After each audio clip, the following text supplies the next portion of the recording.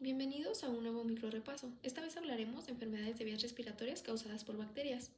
Los agentes de los que hablaremos el día de hoy son Streptococcus pneumonia, Streptococcus pyogenes y Mycobacterium tuberculosis.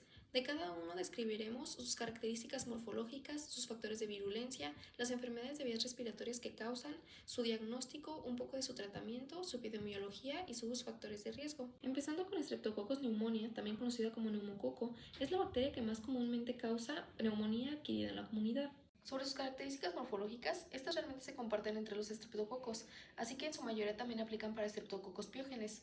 Son pequeños cocos gram positivos que se agrupan en cadenas cortas, normalmente como diplococos.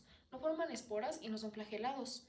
Son bacterias aerobias facultativas que fermentan la glucosa y producen ácido láctico. Esto es relevante para las pruebas bioquímicas que se realizan en laboratorio. En un medio de cultivo agar sangre producen alfa-hemólisis. Esto significa que reducen la hemoglobina a metahemoglobina, reflejándose como una decoloración verdosa en el medio de cultivo. Este tipo de hemólisis es lo que lo va a diferenciar de diferentes especies de streptococos. La patogenicidad de Streptococcus pneumonia se debe casi exclusivamente a la cápsula de polisacáridos que estas bacterias pueden formar, ya que sin cápsula no causa enfermedad. Esto es debido a que gracias a ella inhibe la fagocitosis y así crece libremente en los tejidos y produce inflamación. Otro factor de virulencia es la neumolicina, que causa la coloración verdosa en los medios de cultivo agar sangre. Este factor es esencial para la lesión pulmonar aguda, así como la colonización de la nasofaringe y el tejido pulmonar. La proteína de superficie A, al igual que la neumolicina, tiene acción antifagocítica. Esta bacteria está asociada a muchísimas enfermedades en diversos sistemas, como pueden ser el sistema cardiovascular, el sistema respiratorio, el sistema nervioso u otros órganos como los músculos o los huesos. En esta ocasión nos vamos a enfocar en la bronquitis y en la neumonía. La neumonía lobar es un padecimiento que se observa con más frecuencia en adultos mayores y está asociada a otros factores como cambios de temperatura, infecciones virales, intoxicación por alcohol o inmunosupresión. Se transmite el neumococo al estar en contacto con personas infectadas por medio de sus gotitas de flush. Cuando la bacteria entra a la nasofaringe, la coloniza para después descender e invadir los pulmones, ya sea uno o varios lóbulos de uno o ambos pulmones.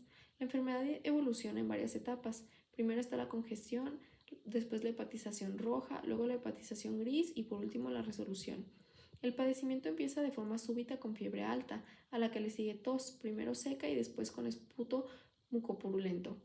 En esta etapa el paciente puede presentar dolor torácico de tipo disneizante.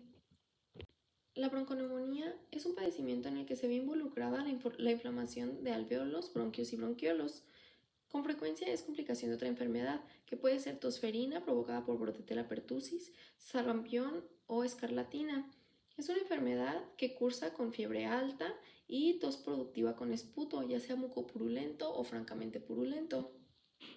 Existe una gran cantidad de variantes multifactoriales que pueden hacer que un individuo sea más susceptible a contraer una enfermedad por neumococo. Estos pueden ser la edad, en especial lactantes y adultos mayores, los tratamientos depresores con glucocorticoides, las condiciones del huésped como la mala nutrición, la fatiga, el estrés, la exposición al frío o las enfermedades que padezca como la cirrosis hepática, insuficiencia renal, diabetes, alcoholismo, etc. También la posibilidad de exposición es más frecuente en guarderías, prisiones, campos de entrenamiento militar o asilos para ancianos. También influye si se han padecido infecciones respiratorias o si hay procesos que condicionan inflamación, como exposición a fumadores de tabaco, enfermedad asmática o enfermedad pulmonar obstructiva crónica. También los pacientes inmunosuprimidos son muy susceptibles, ya sea porque tienen VIH o SIDA, porque tienen leucemia o tienen algún tipo de enfermedad autoinmune. El diagnóstico de Streptococcus pneumonia debe hacerse a la brevedad, ya que es un padecimiento agudo que requiere de tratamiento oportuno y rápido. Se hace un frotis y tinción de grama a la muestra de esputo del paciente, en donde se observan abundantes leucocitos polimorfonucleares mezclados con cocos gram positivos agrupados en pares o cadenas cortas. Después, se hace un cultivo en un medio agar sangre donde se observa la alfa-hemólisis. Por último, se subcultivan las colonias para obtener cepas puras, para hacer las diferentes pruebas, como solubilidad en sales biliares, la prueba de la inulina o la prueba de la optoquina. Su tratamiento consiste en utilizar penicilina, aunque ya se han reportado cepas resistentes. También se pueden usar cefalosporinas, que son derivados de la penicilina, que son igualmente útiles. Cuando hay alergia a la penicilina, se puede utilizar eritromicina, quinolonas o tetraciclinas. Aunque los adultos sanos tienen un alto grado de resistencia natural contra Streptococcus pneumoniae, está establecido en los esquemas de vacunación tener la vacuna antineumocócica conjugada. Existe la variante de 10 serotipos y la variante de 13 serotipos. Ambas están recomendadas para niños menores de 23 meses de edad, pero se pueden poner en niños de 24 a 59 meses con alteraciones como enfermedades crónicas o inmunocompromiso. Empezando con Streptococcus pyogenes, también conocido como estreptococo beta hemolítico del grupo A o simplemente como estreptococo del grupo A, es la principal causa bacteriana de faringoamigdalitis en adultos y niños a nivel mundial. En el apartado de Streptococcus pneumoniae ya hablamos sobre las características generales de los estreptococos. Para Streptococcus pyogenes, lo que lo distingue de las demás es su beta-hemólisis, lo que significa que induce una destrucción total de los eritrocitos, que se ve reflejada en un halo completamente transparente alrededor de las colonias en un medio de cultivo agar-sangre, como se ve en la imagen. En piógenes, más bien podemos hablar sobre sus proteínas de superficie o las enzimas y toxinas que producen. Para empezar, tenemos la proteína M, que es un antígeno proteico asociado con las fibras de la bacteria. Es importante para su diferenciación entre más de 60 tipos de piógenes y sus determinantes antigénicos, que están implicados en el desarrollo de glomerulonefritis y fiebre reumática por su reacción cruzada con las células humanas. Además, confiere virulencia por su función en la adherencia a las células epiteliales. Después tenemos la streptolicina O, que es una hemolicina cardiotóxica y altamente inmunógena, ya que induce la formación de antiestreptolicina O y su aparición sugiere una infección reciente. Tiene varias funciones. Dañan irreversiblemente a los leucocitos al lisar sus gránulos citoplasmáticos. Además, activan plaquetas y células endoteliales que contribuyen al déficit de perfusión, causando destrucción isquémica de los tejidos. Después tenemos la streptolicina S, que es otra hemolicina responsable de la destrucción de los eritrocitos, pero su papel en la patogénesis de las enfermedades no está claro. Entre las exotoxinas que tenemos están las exotoxinas pirógenas que se asocian a la faringitis, la escarlatina y las infecciones de la piel. Tenemos una exotoxina especial que se llama exotoxina estreptocócica pirógena, que induce la activación del sistema inmune. Streptococcus pyogenes causan una gran variedad de enfermedades tanto en vías respiratorias como en piel y tejidos blandos, pero las de mayor incidencia son las de vías respiratorias. Nos vamos a centrar en faringoamigdalitis y escarlatina. La faringoamigdalitis es un padecimiento inflamatorio supurativo de la mucosa de la faringe y de las estructuras adyacentes, que cursa con la formación de microabscesos distribuidos en las amígdalas, además de que causa adenitis cervical, fiebre elevada, odinofagia, que es un padecimiento en el que la deglución resulta difícil y dolorosa, además de causar cefalea, náuseas y vómitos. Esto se puede complicar cuando se invaden otras estructuras cercanas. Las complicaciones más frecuentes son la otitis media y la sinusitis, pero esto puede viajar por vías hematógenas y diseminarse a otros tejidos, causando endocarditis, artritis y glomerulonefritis. La escarlatina o fiebre escarlata es un padecimiento que cursa con faringitis. Su nombre, escarlata, proviene del fino puntillo eritematoso de la piel que se presenta al segundo día, que empieza primero en el tronco y luego se disemina hacia las extremidades. La lengua al principio se va a observar edematosa, después va a ser roja con aspecto de fresa. Con frecuencia puede aparecer un puntillo petequial en el paladar. Después va a haber descamación en las extremidades inferiores a los 4 o 5 días de evolución. Después se va a restablecer sin secuelas. Cabe destacar que en ambas enfermedades la transmisión sucede a través de contacto con personas que están enfermas o a través de portadores asintomáticos, ya sea por sus gotitas de flush o por alimentos o objetos recién contaminados. Además de que los niños son los que padecen más frecuentemente esta infección, generalmente entre los 5 y los 13 años de edad. Podemos hablar de dos complicaciones importantes después de haber padecido una infección por Streptococcus pyogenes. La primera es fiebre reumática. Este es un padecimiento que se manifiesta entre 2 y 3 semanas después de la infección. Por lo general, el paciente con esta enfermedad ya tuvo varias infecciones anteriores que lo sensibilizaron a los componentes de los estreptococos, los cuales dejan concentraciones de anticuerpos, como los anticuerpos que mencionábamos anteriormente, los autoestreptolicinas O. Estos van a reaccionar de forma cruzada con elementos que conforman las células de determinados tejidos, como el endocardio, el miocardio, el pericardio, el tejido sinovial de las articulaciones, los glomérulos y el sistema nervioso central. Entre los síntomas que pueden aparecer en esta enfermedad son la fiebre, la artritis, más comúnmente en las rodillas, los tobillos, los codos y las muñecas, Síntomas de insuficiencia cardíaca congestiva como dolor de pecho, dificultad para respirar y taquicardia. Además se puede presentar fatiga y corea, que son movimientos bruscos incontrolables del cuerpo. En raras ocasiones, los síntomas pueden incluir nódulos cerca de las articulaciones o un sarpullido que se presenta en forma de anillos rosados con el centro claro. La segunda complicación es la glomerulonefritis postestreptocócica. Esta también se manifiesta de 2 a 3 semanas después de la infección y es la enfermedad glomerular más común en niños de 5 a 15 años de edad. El mecanismo todavía se desconoce, pero se cree que los complejos antígeno-anticuerpos se depositan en la membrana basal glomerular, activando la vía alternativa del complemento y causando daño al glomérulo. Esta enfermedad se puede manifestar por edema agudo, oliguria e hipertensión, y en la orina vamos a encontrar proteinuria, hematuria, leucocituria y cilindruria. Para el diagnóstico de Streptococcus pyogenes es importante hacer pruebas de laboratorio, ya que la mayoría de las faringoamigdalitis son virales. Para esto se toma una muestra de la zona inflamada, se hace un frotis y se tiñe con Gram. Ya que se observaron los cocos Gram positivos agrupados en cadenas, se procede a hacer un cultivo en un medio agar sangre. Cuando se ve la beta-hemólisis, se pueden hacer pruebas como la prueba de sensibilidad a la bacitracina o la prueba de aglutinación. También se pueden realizar otras pruebas como la prueba de anticuerpos fluorescentes o la titulación de antistreptolicinas. El problema con esto es que solamente funciona cuando la enfermedad es reciente y cuando se trata de un estreptococo que produce estreptolicina O. Sobre el tratamiento, la penicilina es el antibiótico de elección. En casos de alergia a la penicilina se puede utilizar clindamicina o eritromicina. Para los padecimientos que son causados por autoanticuerpos como la fiebre reumática, se recomienda el uso de corticosteroides para la inflamación.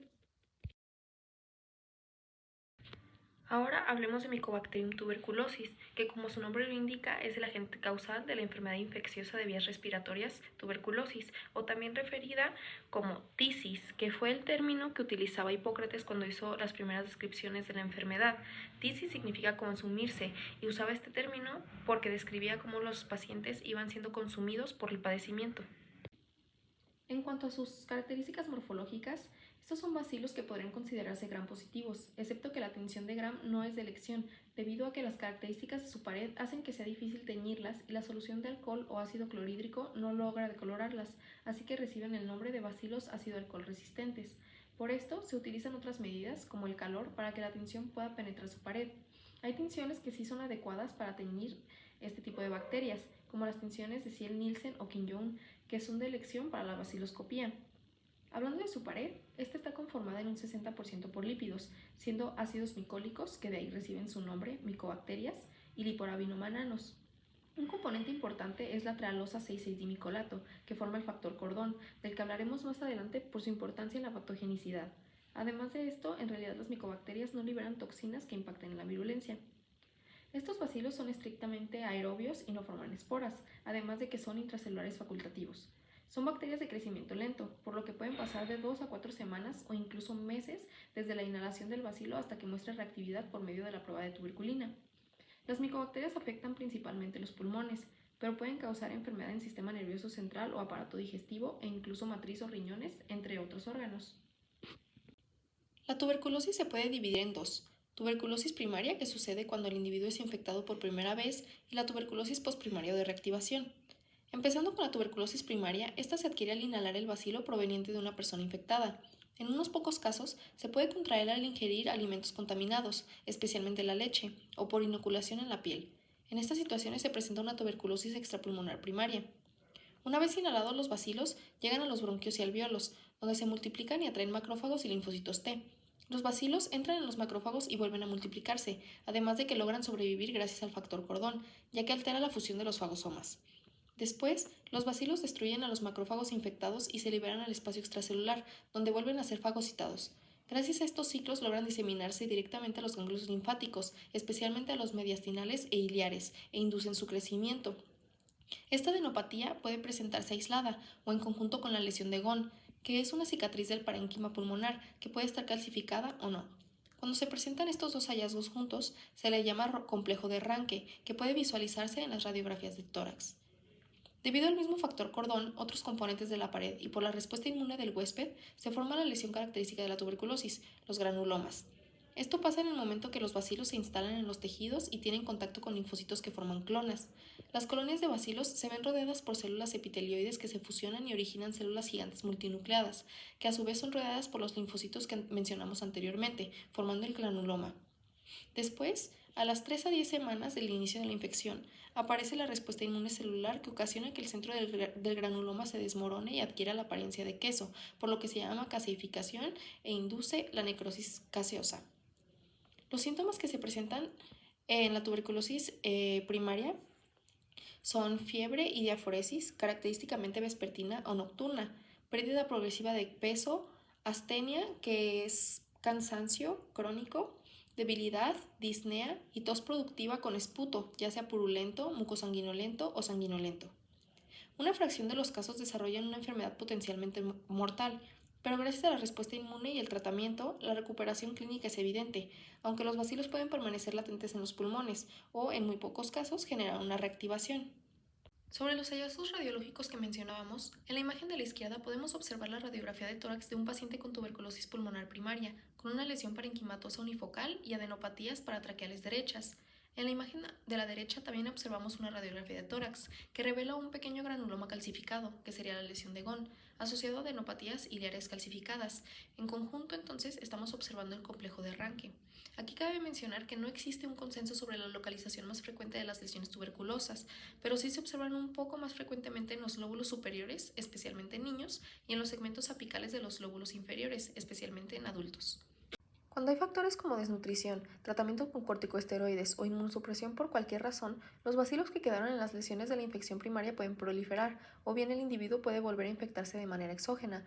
En estos casos, se considera una tuberculosis de reactivación, que se caracteriza por lesiones crónicas tisulares y la formación de tubérculos en cada foco ectópico. La diferencia es que esta vez los ganglios linfáticos regionales no se ven afectados y no se caseifican. Además, las lesiones se verán en el vértice pulmonar, porque la tensión de oxígeno en esa área es mayor. Los síntomas de esta infección pueden ser tos crónica, pérdida de peso, palidez, esputo hemoptoico e incluso hemoptisis, que es toser sangre. Es habitual el desarrollo de cavitaciones pulmonares, como la que podemos observar en la imagen. La cavitación se produce cuando el material gaseoso es expulsado desde el centro de la lesión hacia el interior del árbol bronquial. El material evacuado puede ser expectorado en el esputo o aspirado hacia otros segmentos bronquiales. Pueden medir milímetros e incluso centímetros y puede ser una sola cavitación o varias. Por su diseminación, localización y desarrollo de lesiones, la tuberculosis de reactivación puede clasificarse en bronquial, pleural, neumónica, miliar y cavitada. Hablábamos de la inmunosupresión como factor de riesgo para desarrollar tuberculosis de reactivación, pero en realidad hay varios grupos de alto riesgo que pueden contraer una primoinfección por tuberculosis. Ejemplos de estos grupos son las personas que viven en poblaciones marginadas, las personas con farmacodependencia y alcoholismo, los individuos que viven en áreas endémicas como la región de Asia Sudoriental, África y la región del Pacífico Occidental, las personas que viven en hacinamiento, que es considerado como la acumulación de individuos en un área muy pequeña y se refiere a hacinamiento en la vivienda cuando viven más de 3 personas en un solo cuarto, o hacinamiento crítico cuando son más de 5 personas. Vivir en prisiones también se considera hacinamiento. Tener un bajo peso corporal y la edad son factores de riesgo, en especial los niños menores de 5 años y los adultos mayores de 65. Las personas con gastrectomía, enfermedad renal, diabetes o con lesiones pulmonares preexistentes también tienen un riesgo mayor de contraer tuberculosis, en conjunto con las personas inmunosuprimidas, en especial los pacientes con SIDA. Para el diagnóstico de tuberculosis, la técnica más utilizada es la baciloscopia con tinción de Ziel-Nielsen, que consiste en la búsqueda de los bacilos en el esputo del paciente, aunque también hay otras técnicas como la técnica de inmunofluorescencia con rodamina-uramina, que está ligada a anticuerpos contra el bacilo, y cuando se unen a este van a emitir fluorescencia. También se recomienda identificar la especie de la micobacteria, por lo que se utilizan medios de cultivo como el medio Lowenstein-Jensen, medio de Petragnani, medio de Middlebrook, entre otros, aunque estos en la práctica no se utilizan frecuentemente por la duración que tiene el bacilo en crecer. En el año 1908 se identificó una bacteria que causaba tuberculosis en las vacas y se consideró que era una especie mutante de Mycobacterium tuberculosis, por lo que se denominó Mycobacterium tuberculosis variedad bovis, actualmente conocida como Mycobacterium bovis. Se trabajó con esta cepa hasta conseguir atenuar su virulencia y probar su eficacia como vacuna para humanos. En la actualidad es la vacuna BCG y forma parte del esquema de vacunación. En cuanto al tratamiento para tuberculosis, consiste en un esquema de tratamiento prolongado que puede durar 6 u 8 meses y consiste en 4 antimicobacterianos llamados rifampicina, isoniazida, etambutol y piracinamida.